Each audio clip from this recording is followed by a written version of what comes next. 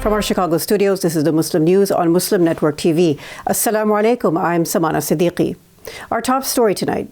A federal appeals court has rejected ex-President Donald Trump's emergency bid to block his former Vice President Mike Pence from testifying. A three-judge panel of the D.C. Circuit Court of Appeals issued an order late Wednesday denying Trump's last-ditch effort. The order remains sealed to protect grand jury secrecy. Politico had previously confirmed Trump's effort to muzzle Pence's testimony, which followed a district court judge's order that required the former vice president to testify. Trump tried to pressure Pence into reversing his 2020 electoral defeat by using his largely ceremonial role as a presiding officer of the Senate on January 6, 2021. Fox News fired its most popular talk show host, Tucker Carlson, this week, but critics say it is not for the racism, bigotry, and Islamophobia he has fueled for over a decade. Fox and Carlson have long been accused of perpetuating stereotypes about African Americans, Muslims, Jews, and other minority groups. In 2019, Carlson targeted Muslim Congresswoman Ilhan Omar, saying she is a living proof that the way we practice immigration has become dangerous to this country. Last year, the New York Times analyzed over 1,000 episodes of his show Tucker Carlson Tonight.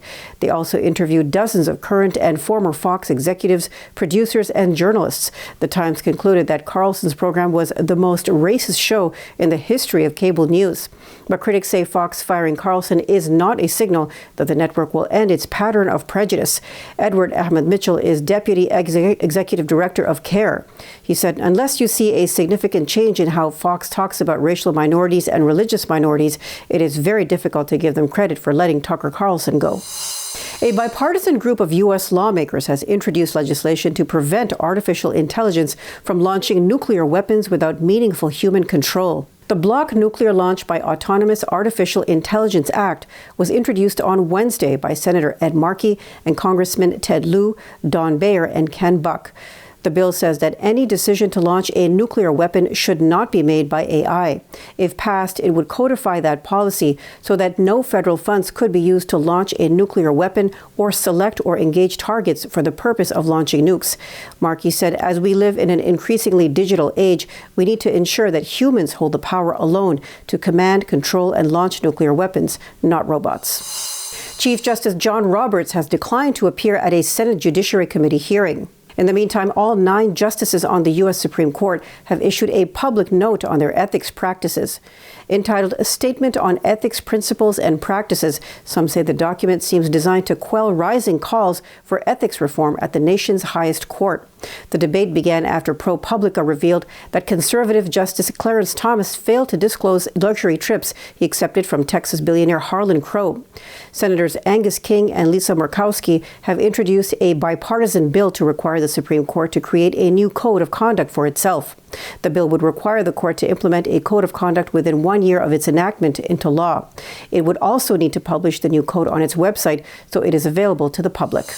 Religion News Service reports that a drivers' guild in New York City is trying to help Muslim taxi and rideshare drivers find a solution to the lack of prayer spaces and facilities. The Independent Drivers Guild, or IDG, is a group that fights for drivers' rights in New York, New Jersey, Connecticut, Massachusetts, and Illinois. New York City is home to the iconic yellow taxi cabs, of which there are over 13,000. 1/3 of these are driven by Muslims. There are now nearly 80,000 rideshare drivers in the city as well. Many of the Muslim drivers offer prayer 5 times a day, before which they're required to make wudu, a cleansing ritual. But the city's Department of Transportation provides only 38 relief stands in Manhattan, where drivers can park their cars for up to 1 hour. This allows Muslim drivers to park in time to offer prayers without risking getting a ticket. IDG met with the department last month to discuss fixing the lack of relief stands in Manhattan. For now, the city has suggested a tentative plan to place more stands around city-owned parks. This would allow easy access to public bathrooms inside the parks where drivers can make wudu. Pakistani Americans lobby Congress for elections. Details after the break, so stay tuned, and we'll be right back.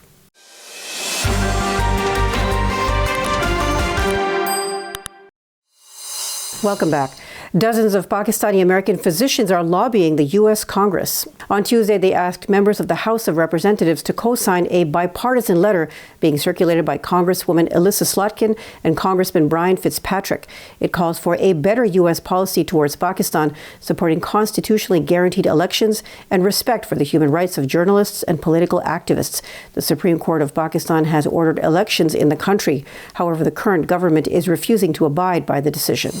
Congresswoman Ilhan Omar has met with the commissioners of the United States Commission on International Religious Freedom, or USCIRF. Commissioner Stephen Schenck, Imam Muhammad Magid, Rabbi Sharon Kleinbaum, and former Congressman Frank Wolf all visited Omar in her office. They discussed USCIRF's upcoming annual report, the rise of anti-Semitism and Islamophobia globally. They also discussed threats to religious freedom in India, China, Burma, Iran, Nigeria, and the Central African Republic. They also discussed the current violence in Sudan. Tens of thousands of people fleeing violence in Sudan are spilling into Chad. Since fierce fighting broke out on April 15th, an estimated 20,000 people have entered Chad. At least 100,000 are set to arrive, the United Nations said on Tuesday, raising concerns about the stability of a fragile region. The conflict has pitted Army Chief Abdel Fattah al-Burhan against Mohammed Hamdan Hamdati Dagalo, the head of the paramilitary Rapid Support Forces. More than 400 people have died so far. The United States has come under scrutiny for leaving almost 16,000 U.S. citizens behind in Sudan while evacuating roughly 70 embassy staff. Rashid Ghannouchi has decided to boycott terrorism investigation sessions. He is a leader of Tunisia's largest party, Nahda.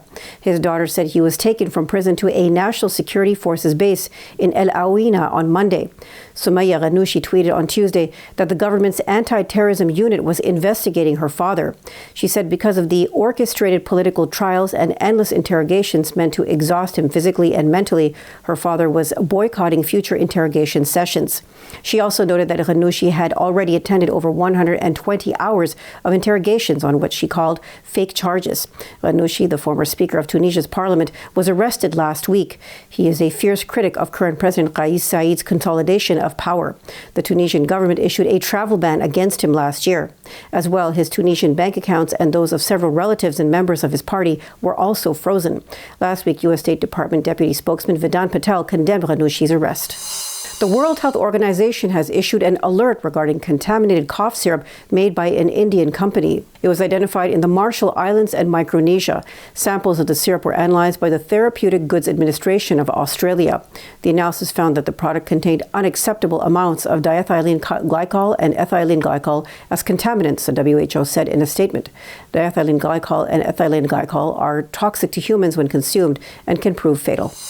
A coalition of Muslim organizations in the Netherlands has filed a complaint against a Dutch parliamentary committee with the UN. The committee was investigating the influence of foreign funding on mosques and Islamic associations.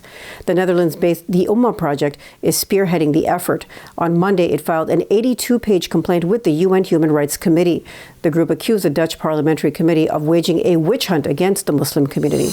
Before we end today's news, I'd like to make a special request. It takes our team a combined 55 hours of work daily to produce this news for you. It is news with a unique perspective, and you will find it only here. Sound Vision is a not-for-profit organization which produces it, and just like PBS and NPR, it depends on your donations. Please visit muslimnetwork.tv to donate now, or click on the link below to donate. Thank you. That's all from our Chicago studios tonight. Thank you for tuning in. You can subscribe to our YouTube channel and hit the bell icon for the latest updates. For more content, keep watching Muslim Network TV or visit muslimnetwork.tv. Salam and good night.